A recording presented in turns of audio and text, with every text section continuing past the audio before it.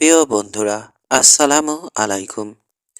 আমি পড়ছিলাম তিন গোয়েন্দা, ভলিউম ২৮, গল্প বিপজ্জনক খেলা। এখন শুরু করছি দ্বিতীয় অংশ। আরেকটা ঝুড়ির ঢাকনা সরালো রবিন। বড় এক পাত্র সালাদ বের করলো, আর বড় বড় দুটো ফ্রেঞ্চ ব্রেড, গরম। এমন থেকে বের করেই ঝুড়িতে ভরে দিয়েছে উল্ফ। মুখ গোমড়া করে রাখুক আর যাই করুক, নাক দিয়ে খাবারের সুগন্ধ টানতে টানতে বলল, করি। খাবারগুলো ভালোই দিচ্ছে। চীনামাটির বাসন, রূপার চামচ, কাপড়ের ন্যাপকিন বের করে চাদরে নামিয়ে রাখলো রবিন। সুন্দর করে ওগুলো ঝুড়িতে সাজিয়ে দিয়েছে উল্ফ। দুটো মোমো দিয়েছে। আকাশের লালিমা মুছে কালো হয়ে যাচ্ছে। উজ্জ্বল হতে শুরু করেছে চাঁদ। তীরে আছড়ে পড়া ঢেউয়ের চলাচল বাজনার মতো লাগছে।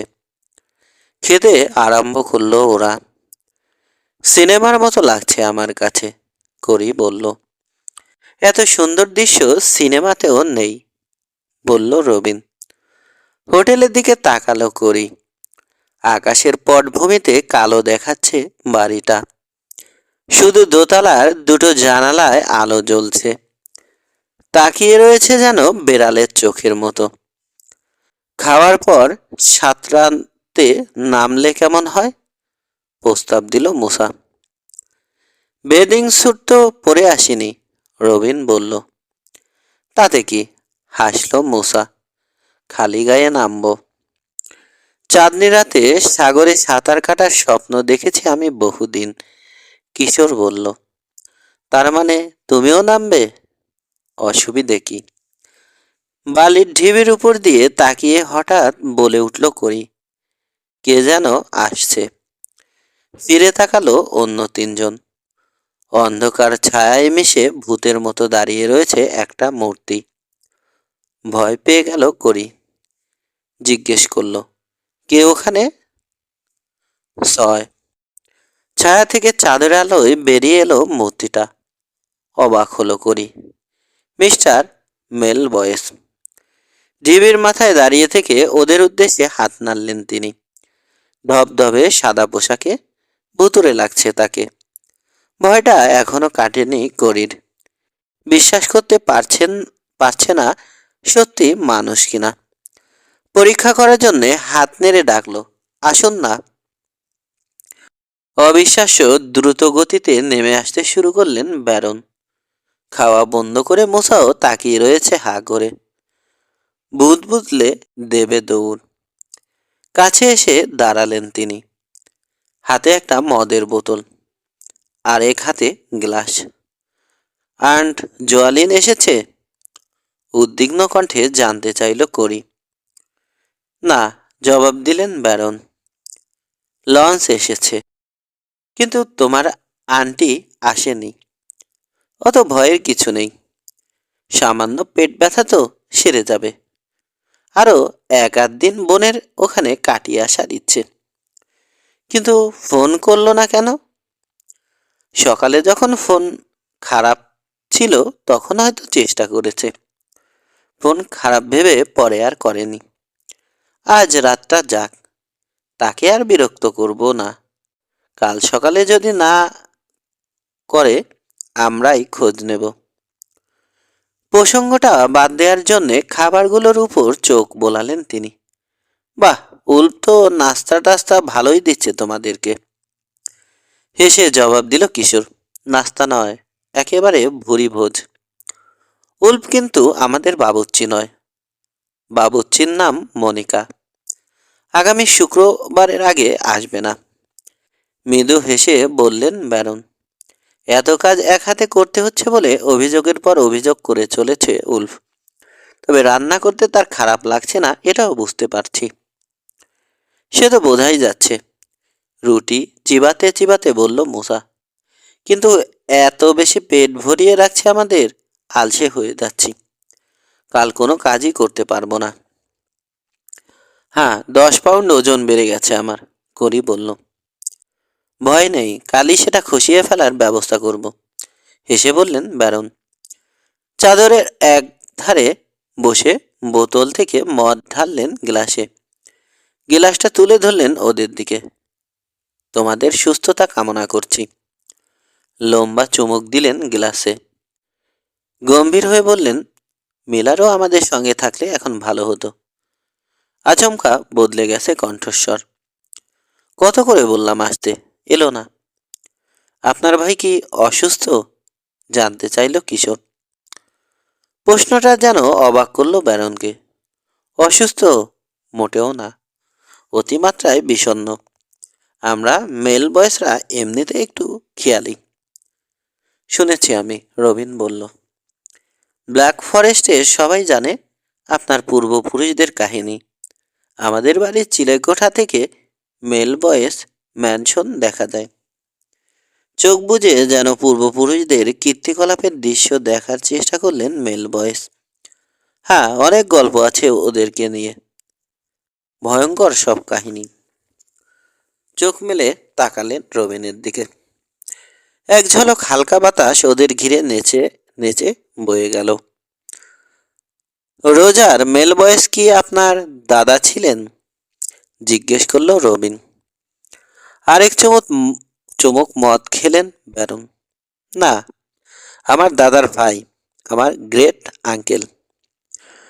তার নামে নাম রাখা হলো কেন আপনার? জানতে চাইল করি।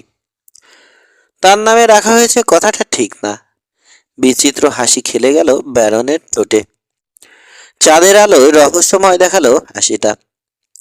আমার বাবার নামও ছিল রোজার। পাইন বনে ডেকে উঠল কি একটা জানোয়ার। দীর্ঘ বিষণ্ণ চিৎকার। তাদের সম্পর্কে বলুন না কিছু, অনুরোধ জানালো করি। শোনার জন্যে সামনে ঝুঁকে বসল। হ্যাঁ বলুন না। রবিনও আগ্রহী হয়ে উঠল। আসলে কি ঘটেছিল গোস্ট লেনের সেই পুরনো প্রাসাদটাতে? আমিও খুব বেশি কিছু জানি না, ব্যারন বললেন। আমার জন্মের বহু আগে ঘটেছিল সেসব ঘটনা। বালির ঢিবির উপরে হোটেলটার দিকে তাকালেন তিনি। মিলার এলে ভালো হতো, এসব গল্প আমার চেয়ে ভালো বলতে পারত সে। আপনি যা পারেন বলুন, শোনার জন্য অস্থির হয়ে উঠেছে রবিন। পুলল কি করে বাড়িটা? রোজার মেল বয়সের সম্পর্কে যা শোনা যায় সব কি সত্যি?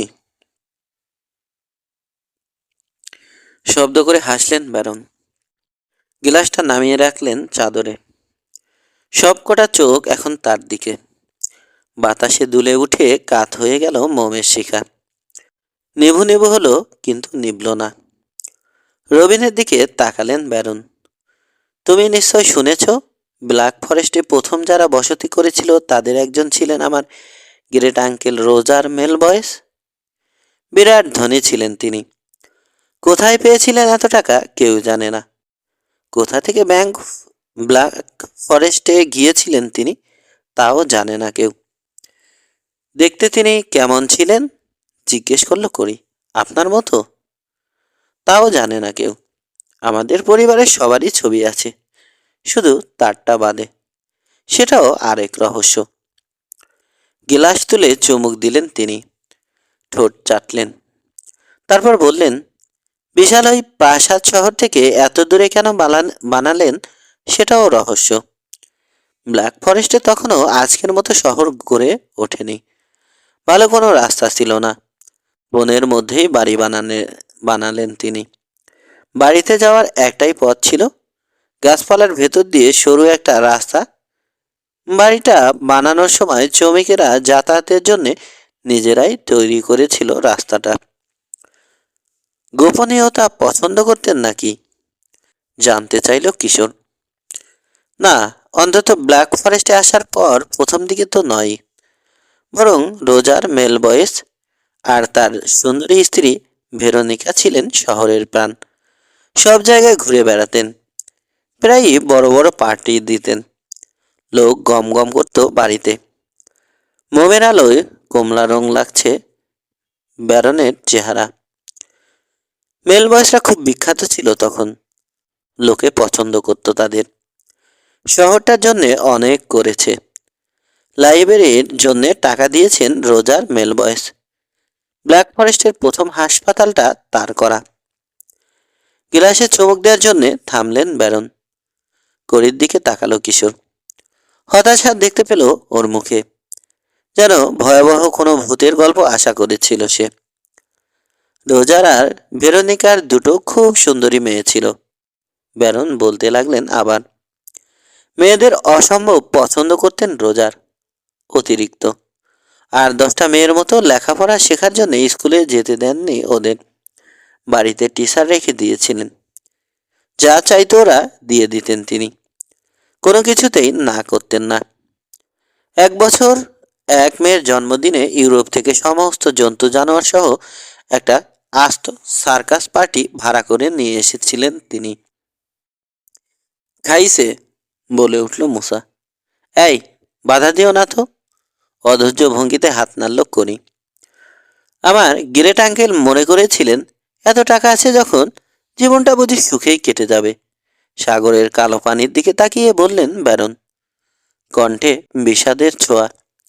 কিন্তু তার কাটল না। একদিন বনে খেলতে গিয়ে আর ফিরে এলো না তার 2 মেয়ে। রাতেই খোঁজাখুঁজি করা হলো, পাওয়া গেল না ওদের। পরদিন সকালেও না। 7 দিন পর বনের মধ্যে পাওয়া গেল ওদের লাশ। শরীরের মাংস আছে, কিন্তু হাড় নেই। কোনো অদ্ভুত উপায়ে আস্ত বের করে নেওয়া হয়েছে কঙ্কালটা। তা কি করে সম্ভব, বলে উঠল কিশোর। আমি জানি না, লোকে তো তাই বলে। খুনিকে ধরতে পেরেছিল পুলিশ? করে জিজ্ঞেস করল। আমি বলতে পারবো না। পুলিশকে ও কাজ করার জন্য আদৌ ডাকা হয়েছিল, তাই বা কে জানে। রহস্যময় কণ্ঠে জবাব দিলেন ব্যারন। ওই ঘটনার পর থেকে আলো নিভে গেল প্রাসাদের। রাতে আর বাড়ির জানালায় আলো জ্বলতে দেখতো না কেউ। সব বদলে গেল। ভেরোনিকাকে আর কোনোদিন শহরে দেখা যায়নি। লোকে বলে পুরো পাগল হয়ে গিয়েছিলেন নাকি তিনি। সারাক্ষণ ঘরে বসে থাকতেন, কখনো বেরোতেন না। রাতের বেলা বাড়ির কাছে কেউ গেলে শুনতে পেত অদ্ভুত সব চিৎকার, চেঁচামেচি। তাদের ধারণা ভেরোনিকার ঘর থেকে আসতো। আর মেলবয়েস, তার যেন জীবনটাই থেমে গিয়েছিল। সমস্ত টাকা খুইয়ে ফেললেন তিনি। দামি দামি সমস্ত ছবি, জিনিসপত্র সব নিলামে উঠল। ঠেলা গাড়িতে ভরে নিয়ে যাওয়া হলো। তাকেও এরপর আর কোনোদিন শহরে দেখা যায়নি। তারপর একদিন রহস্যময়ভাবে পুড়ে ছারখার হয়ে গেল বাড়িটা। মেলবয়েসই পুড়িয়েছিলেন নাকি, জানতে চাইল করি। তাও জানি না। আসল ঘটনাটা কি ঘটেছিল কেউ জানে বলে মনে হয় না। সবই অনুমান। কেউ বলে পাগল হয়ে গিয়ে ভেরোনিকা আগুন দিয়েছিলেন বাড়িতে। কেউ বলে মেলবয়েস নিজেই দিয়েছিলেন, অভিশপ্ত বাড়িসহ নিজেকে শেষ করে দেওয়ার জন্যে। ওই বাড়ির সবচেয়ে কাছে যে বাড়িটা ছিল মেলবয়েসদের প্রতিবেশী, সে তার ডায়েরিতে লিখে গেছে সে রাতে কি ঘটেছিল প্রাসাদে। লেখাটা আমি পড়েছি। রাত দুপুরে নাকি দাউ দাউ করে আগুন জ্বলে উঠেছিল প্রাসাদে। কয়েক ঘন্টা ধরে জ্বলল নরকের আগুনের মতো। পরদিন লোকে যখন দেখতে এলো, পোড়া ছাই ছাড়া আর কিছুই দেখল না। সাগরের দিকে তাকিয়ে অনেকক্ষণ চুপ করে রইলেন ব্যারন। মেলবয়েস আর ভেরোনিকার কি ঘটেছিল জানার জন্যে তর সইছে না করিন। আগুনে পুড়ে মারা গেছেন ভেরোনিকা, ব্যারন বললেন।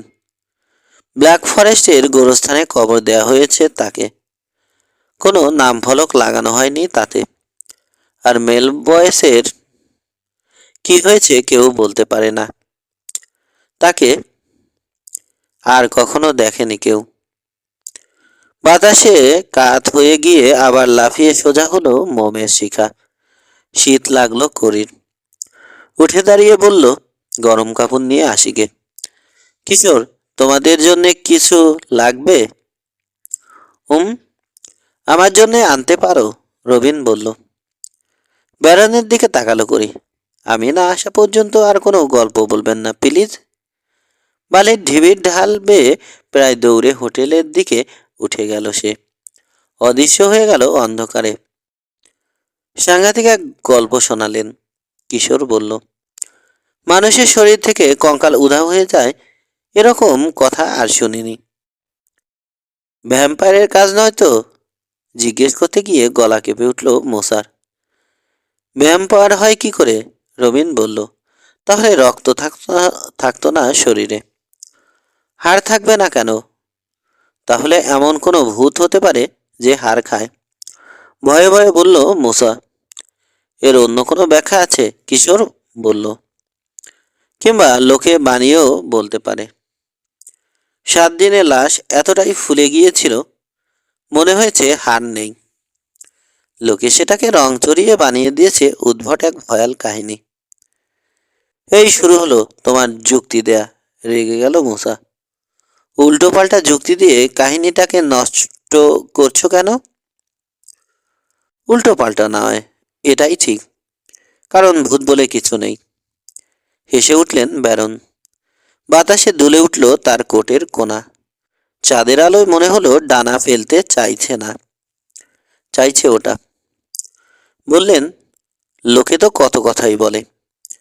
রোজার মেলবয়েস ভ্যাম্পায়ার ছিলেন, এ কথাও বলেছে অনেকে। মুসার দিকে তাকালেন। আমি যেরকম পোশাক পরে এসেছি, আমাকে আবার ভূত মনে হচ্ছে না তোমার? মনে হচ্ছে না তো তোমার? মাথা নাড়ল মুসা। কথা বেরোলো না তার মুখ থেকে। সবাই চুপচাপ। অনেকক্ষণ পর নীরবতা ভাঙলেন ব্যারন। ঠান্ডা পড়ছে, ওঠা উচিত। কথা শেষ হলো না তার, শোনা গেল তীক্ষ্ণ চিৎকার। লাফিয়ে উঠে দাঁড়ালো সবাই। আবার শোনা গেল চিৎকার। রাতের বাতাসকে চিরে দিল। হো হো, হোটেল থেকে আসছে। চেঁচিয়ে উঠল মুসা। করি, বলল কিশোর। 7। দমকা বাতাস নিভিয়ে দিল মোমের আলো। বালির ঢিবি বেয়ে উঠতে শুরু করলো কিশোর। পিছু নিল মুসা আর রবিন। চিৎকার থেমে গেছে। উপরে উঠে ফিরে তাকালো কিশোর। ব্যারনও উঠে আসছেন, তবে ওদের চেয়ে অনেক ধীর। এখনো 100 গজ নিচে রয়ে গেছেন। আবার ছুটল সে। পুল হাউসের পাশ কাটিয়ে সুইমিং পুলের ধার দিয়ে ছুটে চলল অন্ধকার বাড়িটার দিকে। পেছনের দরজা দিয়ে একটা ছায়ামূর্তি বেরিয়ে ছুটে আসতে লাগলো ওর দিকে। কথা বলার জন্য মুখ খুলেও মূর্তিটাকে চিনতে পেরে থেমে গেল কিশোর। করি, কি হয়েছে? আমি আমি ওকে দেখেছি।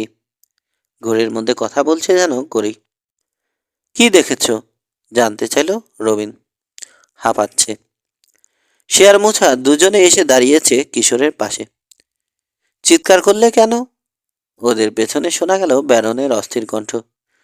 আমি ওকে দেখেছি। আবার একই কথা বলল করি। সাদা কোটের কোনা উড়িয়ে দৌড়ে কাছে এসে দাঁড়ালেন ব্যারন।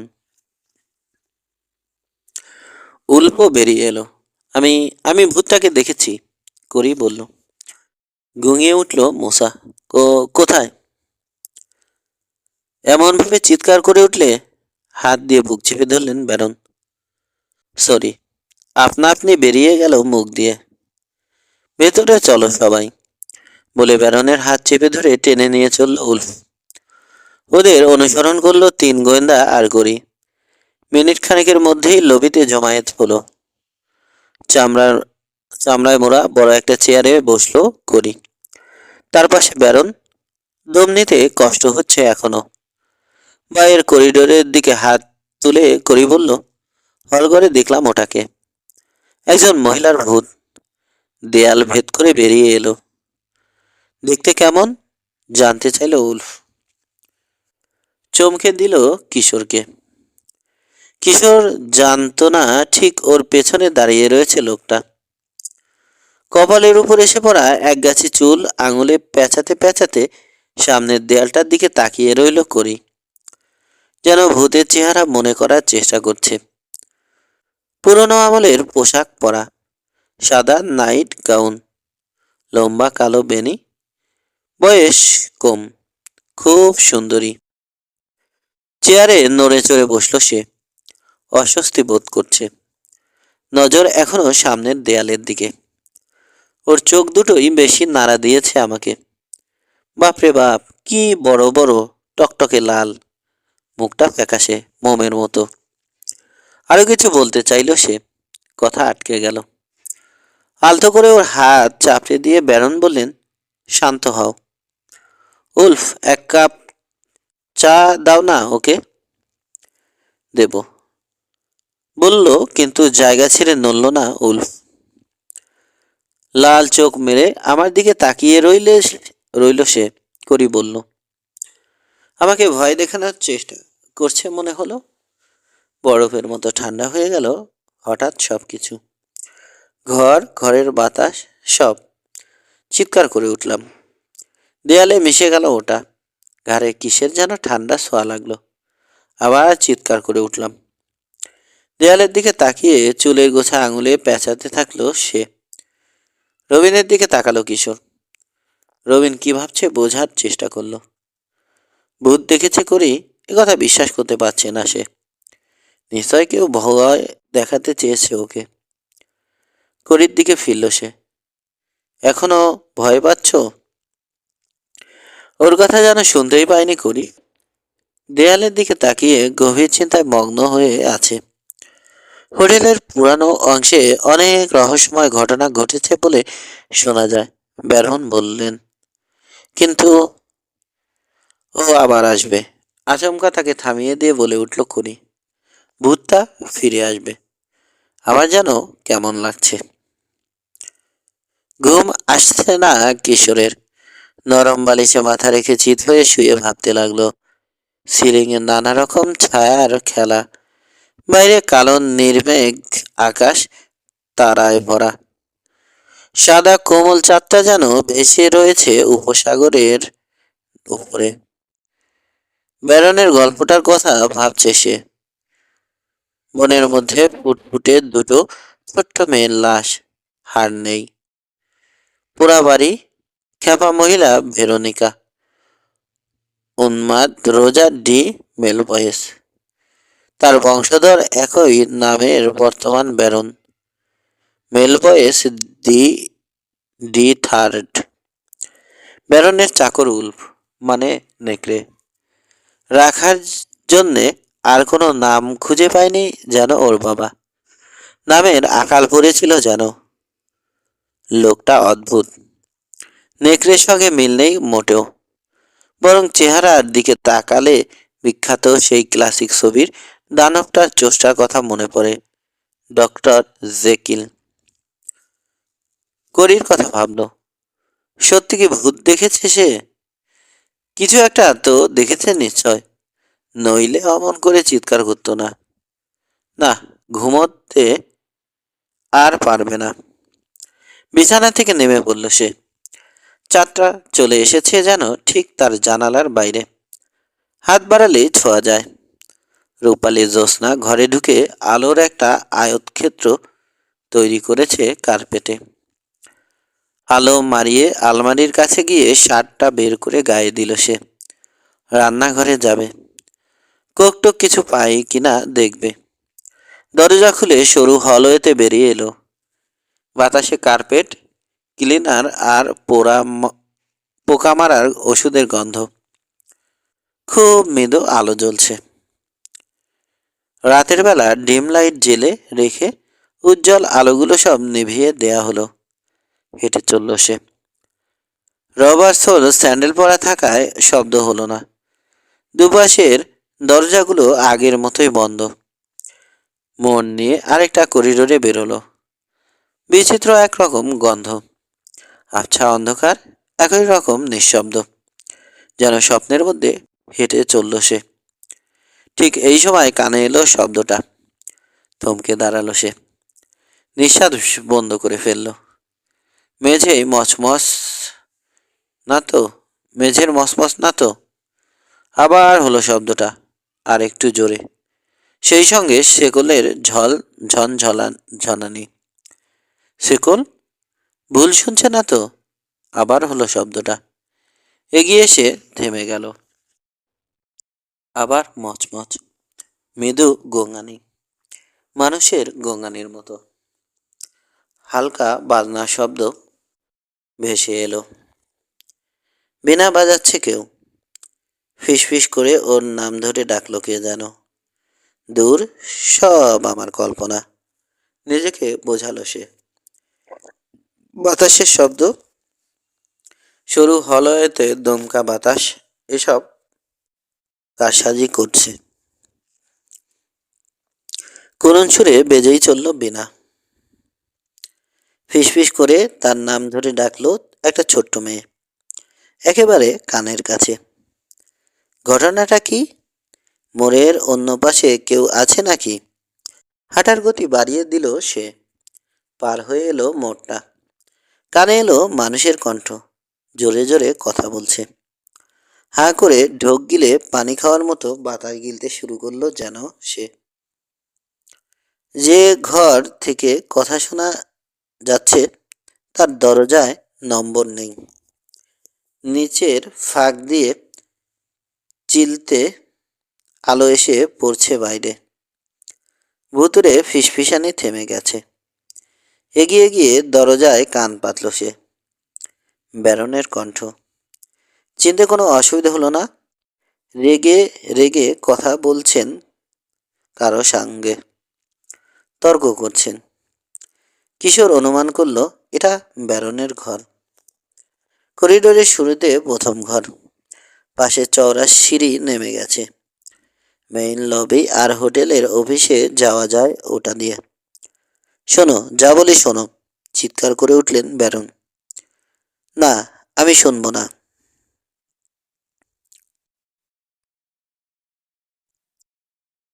সমান তেজে জবাব দিল আরেকটা কণ্ঠ, মহিলা কণ্ঠ। বিস্ময়ের নিচের চোয়াল ঝুলে পড়তে লাগলো কিশোরের। প্লিজ আমার একটা কথা রাখো, কাঁদতে শুরু করলো মহিলা। তোমার পায়ে ধরি, পার্টি দিও না, প্লিজ দিও না।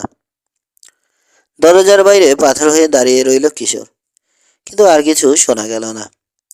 কি নিয়ে তর্ক করছে ওরা? কিসের পার্টি? মহিলাটিকে। ঘরের মধ্যে পায়ের শব্দ শোনা গেল, দরজার দিকে এগিয়ে আসছে। চট করে ওখান থেকে সরে এসে হলয়ে ধরে দৌড় দিল কিশোর। যেই বেরোক তার চোখে পড়তে চায় না। 8 পরদিন, সুন্দর ঠান্ডা একটা সকাল। ডাইনিং রুমের বিশাল জানালা দিয়ে সোনালি রোদ এসে ছড়িয়ে পড়েছে ঘরের ভেতর। আকাশের রং ঘন নীল। নাস্তা খেতে খেতে গত রাতের কথা সঙ্গীদের জানালো কিশোর। হুঁ, মাথা দুলিয়ে বলল, করি। আমার কথা তাহলে বিশ্বাস হচ্ছে এতক্ষণে? বিশ্বাস কাল রাতেই করেছি, কিশোর বলল। কিন্তু যাকে দেখেছ সে ভূত নয়, রক্ত মাংসের জলজান্ত একজন মানুষ, যে কথা বলে, তর্ক করতে পারে। মহিলাটিকে সেটাই ভাবছি এখন। ব্যারনের রাঁধুনি হতে পারে, রবিন বলল। মনিকা? না, মনিকা নয়। ব্যারন বলেছেন শুক্রবারের আগে আসবে না সে। ওটা ভূত ছাড়া আর কেউ নয়, জোর দিয়ে বলল করি। হতে পারে বহুকাল আগে মেলবয়দের কারো স্ত্রী ছিল ওই মহিলা, অপঘাতে মরে ভূত হয়েছে। রাত দুপুরে এসে ব্যারনের সঙ্গে তর্ক জুড়েছে। উল্প এসে ঢুকলো ডাইনিং রুমে। মুখ সেই একই রকম গোমরা, হাতে একটা লাল রঙের টুল বক্স। ছেলেমেয়েদের দিকে তাকিয়ে ভুকুটি করলো। কাজ শুরু করতে চাও? করে জিজ্ঞেস করলো। উলফ, হোটেলে কোনো মহিলা আছে?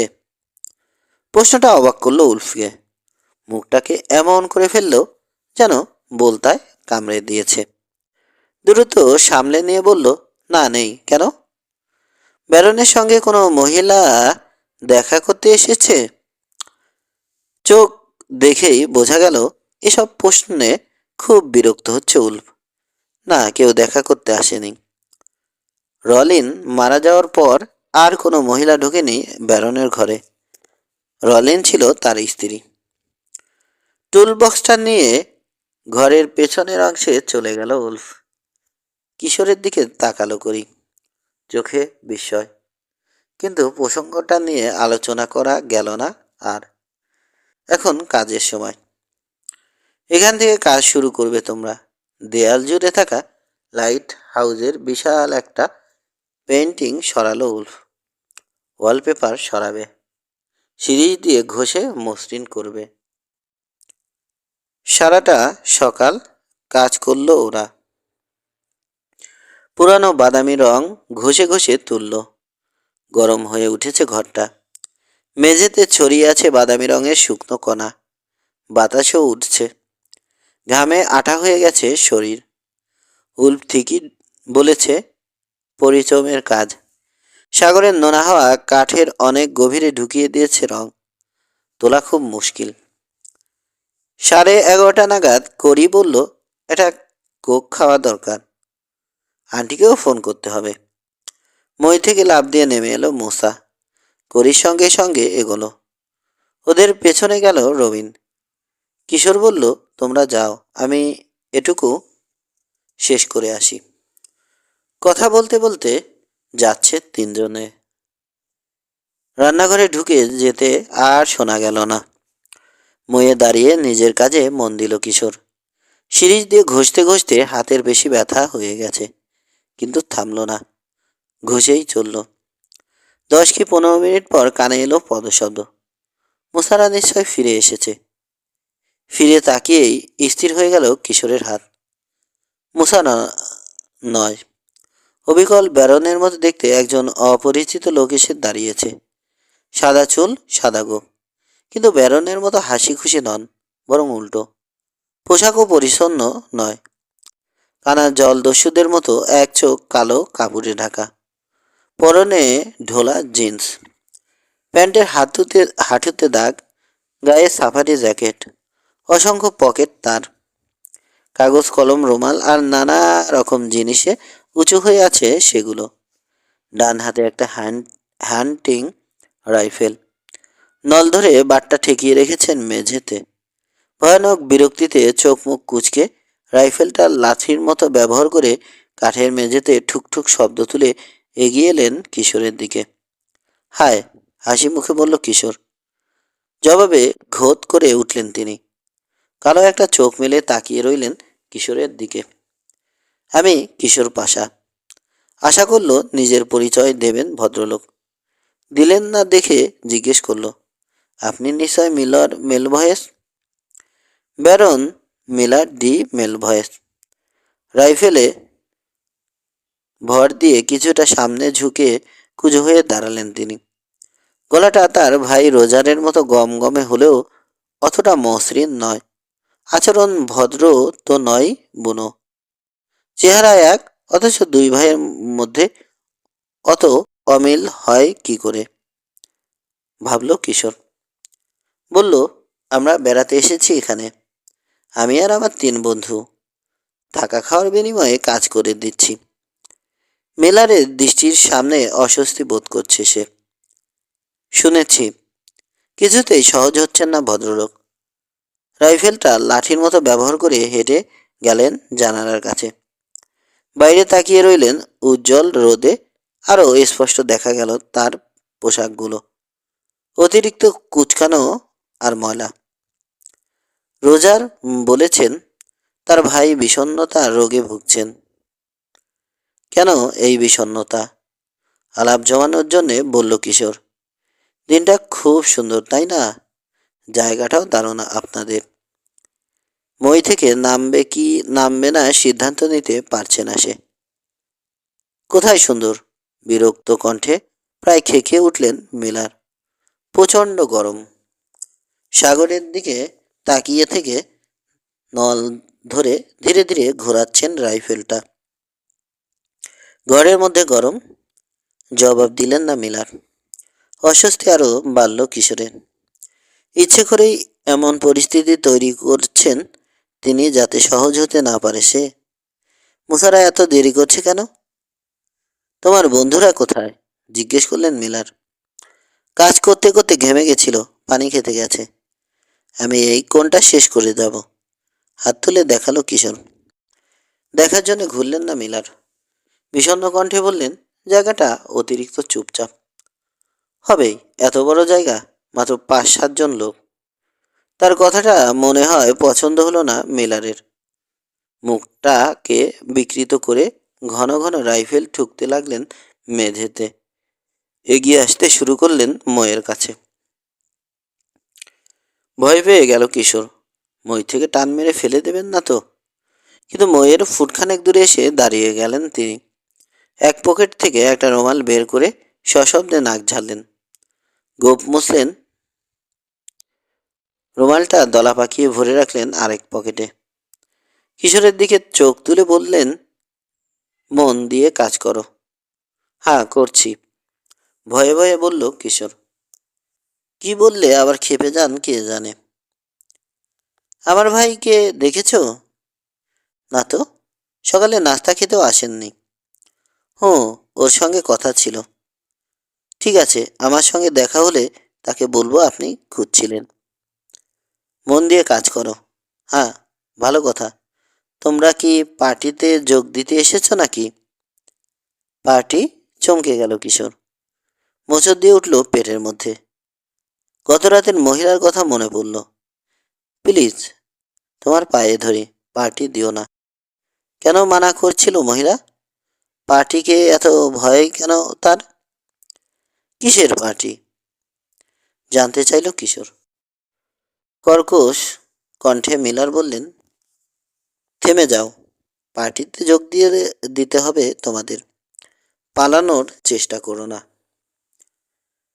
সারাদিন কাজ করে সন্ধ্যায় খুবই ক্লান্ত হয়ে পড়ল ওরা। রবিনের মাথা ধরেছে, করির গা ম্যাজ ম্যাজ করছে, কথাই বলতে পারল না। কোনো মতে খাওয়া শেষ করে ঘরে চলে গেল দুজনে। এত তাড়াতাড়ি শুতে যেতে ইচ্ছে করছে না কিশোরের। মশারও না। ডাইনিং রুমে বসে রইল ওরা। মিলারকে কি সত্যি পাগল মনে হয়েছে তোমার, কিশোর? জিজ্ঞেস করল মুসা। পাগল কিনা জানি না, তবে আচরণ কেমন অদ্ভুত। সেজন্যই করি ভাবছে ও ভূত। যা খুশি ভাবুক গে, কারো আচরণ অদ্ভুত হলেই সে ভূত হয়ে যায় না। বুঝে যাচ্ছ কেন? মিলার বিষণ্ণতা রোগে ভুগছেন। সে যাকগে। আন জোয়ালিনের ব্যাপারটা কি বলো তো? করি নাকি একবারও যোগাযোগ করতে পারেনি তার সঙ্গে? এটাও আমার কাছে রহস্যময় লাগছে। একটা মুহূর্ত চুপ করে রইল কিশোর। চেয়ার ঠেলে উঠে দাঁড়ালো, বাইরে একটু ঘুরে আসি গে। রঙের মধ্যে শ্বাস নিতে নিতে মাথাটা গরম হয়ে গেছে। মোসাও বেরোলো ওর সঙ্গে। হাঁটতে হাঁটতে চলে এলো চন্দালোকিত সৈকতে। অদ্ভুত দৃশ্য, অপূর্ব দৃশ্য। হলদে আলোয় ঝলমল করছে বালি। তীরে আছড়ে পড়া ঢেউয়ের ভাঁজগুলোকে কালচে দেখাচ্ছে। কি পরিষ্কার আলো দেখো, মুগ্ধ কণ্ঠে বলল কিশোর। সব স্পষ্ট। স্যান্ডেল খুলে বালিতে পা রেখে দেখো, ঠান্ডা, খুব আরাম লাগে। পানির কিনারে এসে দাঁড়িয়ে গেল কিশোর। ফিরে তাকালো হোটেলের দিকে। বালির ঢালে লম্বা লম্বা ঘাসগুলোতে ঢেউ তুলছে বাতাস। মনে হচ্ছে ওগুলো তরল পদার্থ। চাঁদের আলো সব কিছুকেই কেমন অন্যরকম করে তুলেছে। ডকের দিকে একটা খস খস শব্দ হলো। পাই করে ঘুরে তাকালো সে। ডকের উপরে ছোট্ট পাথরের টিলার কাছে হয়েছে শব্দটা। কিসের শব্দ? মুসাও শুনতে পেয়েছে। কেউ নজর রাখছে নাকি? চলো তো দেখি। আমার ভয় করছে। ভূতের ভয়? সব দিকে নজর থাকে ওদের। নিজে অদৃশ্য থেকে সবখানে হাজির হতে পারে একমাত্র ওরাই। চলো তো দেখি। বালির ঢাল বেয়ে উঠতে শুরু করলো কিশোর। নিচে কেউ থাকলে এখান থেকে দেখা যাবে। কিন্তু অনেকখানি উঠেও কাউকে দেখতে পেল না। কোনো শব্দও নেই। কেবল তীরে আছড়ে পড়া ঢেউয়ের ছলাচ্ছল আর ঢেউয়ের মধ্যে বয়ে যাওয়া বাতাসের কানাকানি। ক্লান্ত লাগছে। হাঁটতে আর ভালো লাগছে না। হোটেলে ফিরে চলল দুজনে। নয়। পরদিন সকালে নাস্তার পর আবার কাজে লাগলো ওরা। দেয়াল ঘেঁষে রাখা মঞ্চটাকে মঞ্চটাতে ওঠা দরকার।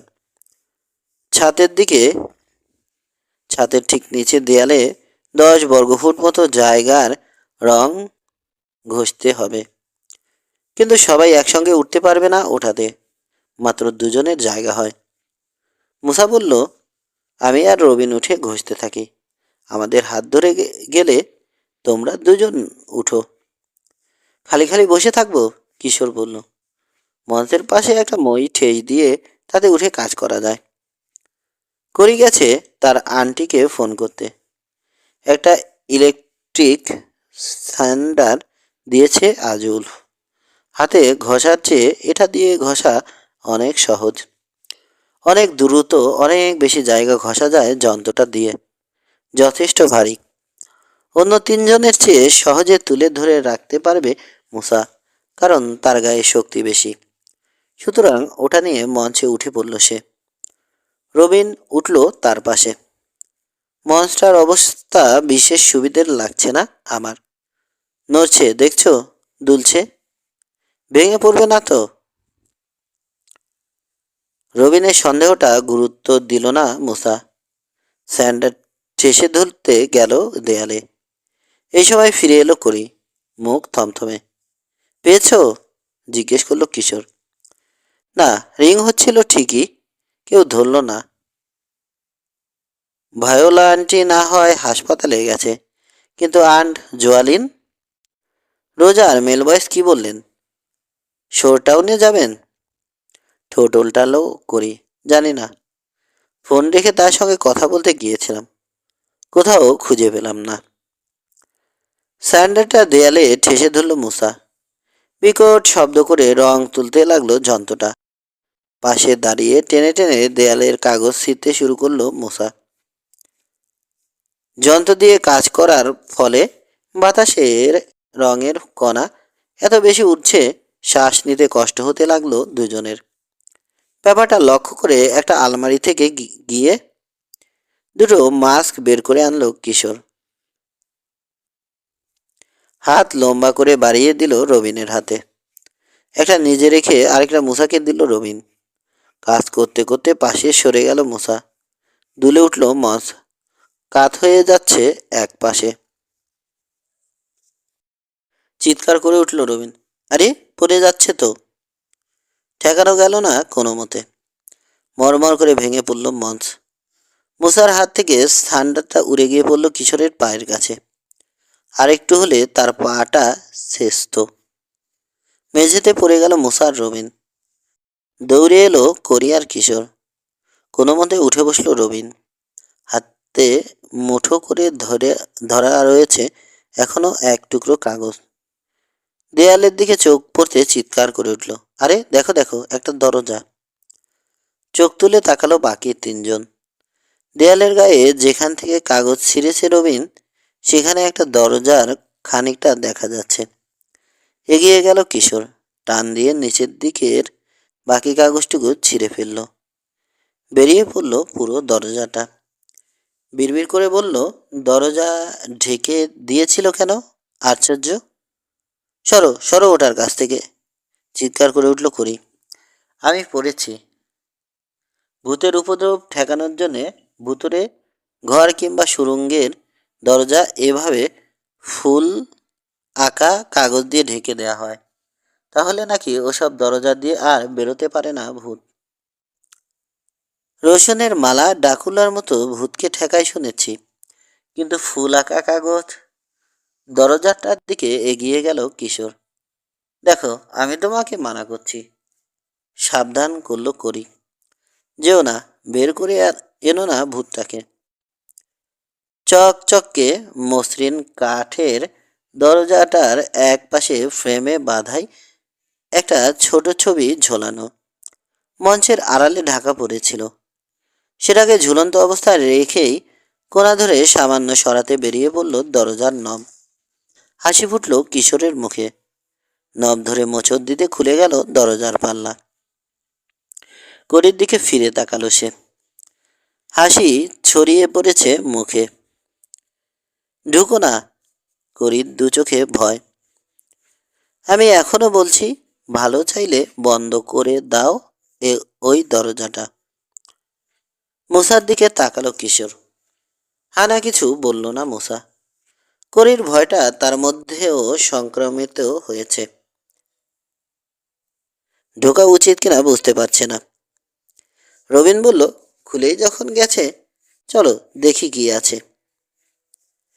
ওর মুখের কথা শেষ হতে না হতেই তীক্ষ্ণ একটা চিৎকার দিয়ে ফরফর করে বেরিয়ে এলো কি যেন। লাফ দিয়ে সরে গেল করি। মুসা হতভম্ব। জানালার দিকে তাকিয়ে হেসে বলল রবিন, বাদুর। ওই জানালা দিয়ে বেরিয়ে গেল। হাসতে হাসতেই বলল, করি ভ্যাম্পায়ার নয়, শিওর থাকতে পারো। দিনে বেরোয় না ভ্যাম্পায়ারেরা, সূর্য ডোবার আগে বেরোতে পারে না। ইয়ার কি মেরো না, ঝাঁঝিয়ে উঠল করি। যখন পড়বে ভূতের খপ্পরে তখন বুঝবে মজা। যত ভয়ই পাক কিশোর, রবিন আর মুসাও যখন ঢুকে গেল ভেতরে, আগ্রহ এবং কৌতূহল কোনোটাই ঠেকাতে না পেরে করিও ঢুকে পড়ল ওদের পেছনে। অন্ধকারে আবার কিচকিচ করে উঠল কয়েকটা জীব। ফরফর করতে লাগলো মাথার উপর। চামচিকে আর ছোট জাতের বাদুরে বোঝাই হয়ে আছে জায়গাটা। বাদুর আবার সাংঘাতিক ভয় লাগে। অন্ধকারে ফিসফিস করে বলল করি, মাকুসার তেলাপোকাকেও। শুয়োপোকাকে ভয় লাগে না? এসে জিজ্ঞেস করলো রবিন। বড় কালো কালো শুয়োপোকা। শুয়োপোকা লম্বা লম্বা কাটার মতো লোম, কিলবিল করে। মাগো, গলা ফাটিয়ে চিৎকার করে উঠল করি। দোহাই লাগে তোমার রবিন, আর বলো না প্লিজ। উফ, দেয়ালেই হাত দিতে পারবো না আর। ওর চিৎকার মাথার ওর চিৎকারে মাথার উপর ফরফর করতে লাগলো আবার বাদুরের ঝাঁক। শক্ত করে গলার লকেটটা চেপে ধরল করি। অন্ধকারে কেউ দেখতে পেল না সেটা। ধীরে ধীরে চোখে সয়ে এলো অন্ধকার। পেছনের খোলা দরজাটা দিয়ে অতি সামান্য আলো আসছে। আবছা মতো দেখা যাচ্ছে এখন ভেতরটা। কংক্রিটে তৈরি সরু নিচু ছাতওয়ালা একটা সুড়ঙ্গে ঢুকেছে ওরা। মুসা, কিশোর বলল, আলমারিতে টর্চ আছে, নিয়ে এসো তো দুটো। ঢুকেছি যখন ভালো করেই দেখে নি কি আছে না আছে। ভয়ের ভান করে রবিন বলল, না না, এগিয়েও না আর। বলা যায় না কখন কাউন্ট ডাকুলার কফিন চোখে পড়ে যায়। ফালতু কথা বলো না তো। লাফ দিয়ে দরজার দিকে সরে গেল করি। আমি যাব না। ওর পাশ কেটে বেরিয়ে গেল মুসা। আলমারি খুঁজে দুটো টর্চ বের করে নিয়ে এলো। মুসার কাছ থেকে একটা টর্চ নিল কিশোর। আগে আগে এগোলো। যাব না বললেও কৌতূহল দমাতে পারল না করি। এগিয়ে চলল তিন গোয়েন্দার সঙ্গে। রোজার এসে যদি জিজ্ঞেস করেন কাজ ফেলে কোথায় গিয়েছিলাম আমরা, রবিন বলল, কি জবাব দেব? সত্যি কথাই বলবো, জবাব দিল কিশোর। সুড়ঙ্গটা দেখে কৌতূহল হয়েছিল, ভেতরে কি আছে দেখতে গিয়েছিলাম। স্বাভাবিক কৌতূহল এটা, তিনি কিছু মনে করবেন না। একটু চিন্তা করে বলল, তবে একটা কথা ভাবছি, এটার কথা কি উলফ জানে?